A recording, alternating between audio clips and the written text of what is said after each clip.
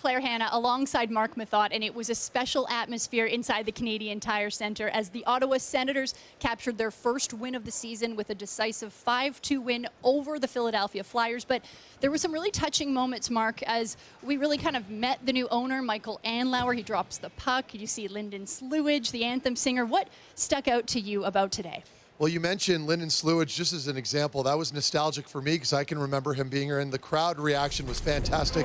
But it was just a very positive day, right? I mean, between all the ownership, the previous ownership groups that were here, and then of course with Daniel Alfredson finally in the building, and we all know how important he is to this fan base. And I think for me, capping it off with a win the way they did, on top of all the stress and the anxiety and everything that comes with a home opener, it couldn't have gone off any better.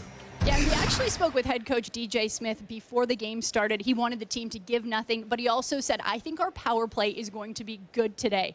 It sure was. How did they get things going, especially compared to the loss against Carolina? Well, they were good, and we have to give them their due there. They were not playing against Carolina, where they went 0-4. Carolina's a much different team than the Philly Flyers, but they were successful. They were executing these plays, and it all came from the back end for the most part. Of course, with Jacob Chychrun, 2 goals, Jake Sanderson also with a power play marker. So I really love that, and more importantly, from the second unit, they weren't relying on their top guys. So it's a great sign for the Ottawa Senators moving forward. They've got a big challenge now heading at home here against Tampa Bay tomorrow night on Sunday. So things are looking good for the group as a whole right now. They're healthy. I thought from top to bottom, for the most part, they were solid. Some discipline issues early on in that first period, but otherwise, they weathered the storm.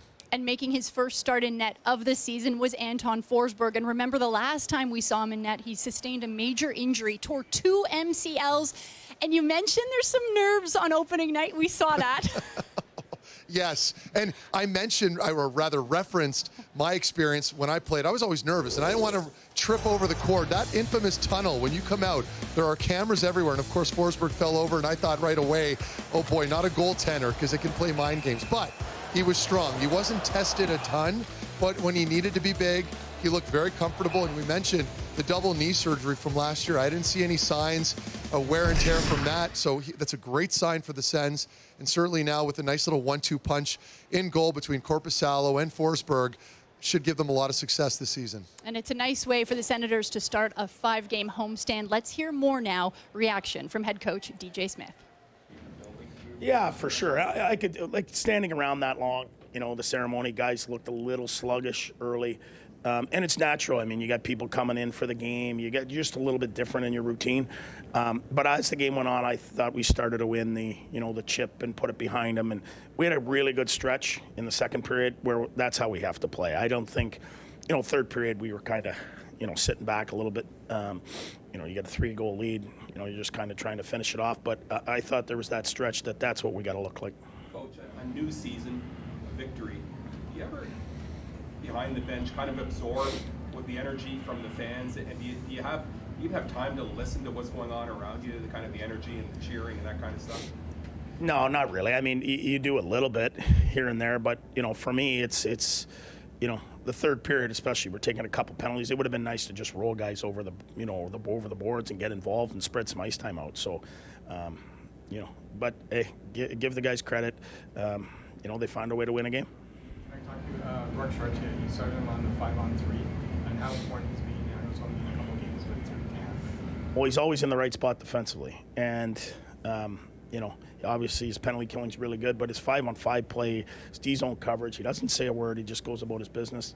For me right now, he's playing as responsible as anyone I have. Claude Giroux shows the young guys how to do the little things out there, the way he works. Keeping the puck in at the blue line. Well, he's got incredible hand-eye coordination. And, you don't get 1,000 points in this league without being big-time skilled. It was good for some of those guys to, to get a point or two. At the end of the day, it's all about wins. But, you want guys feeling good. And if, they get a couple out of the way and, we know tomorrow, we're going to have to take care of the puck and not take penalties if you want to beat Tampa Bay. Key today was your best players. Were your best players? Yeah, and again, Tarasenko, that other unit power play, scores 2, and that's the difference for us. Is sometimes when your top unit maybe isn't scoring, those other guys, and that's how you end up with a really good power play. Is you got both units going, and it was good to get that unit going. Thanks, Coach. Thank you.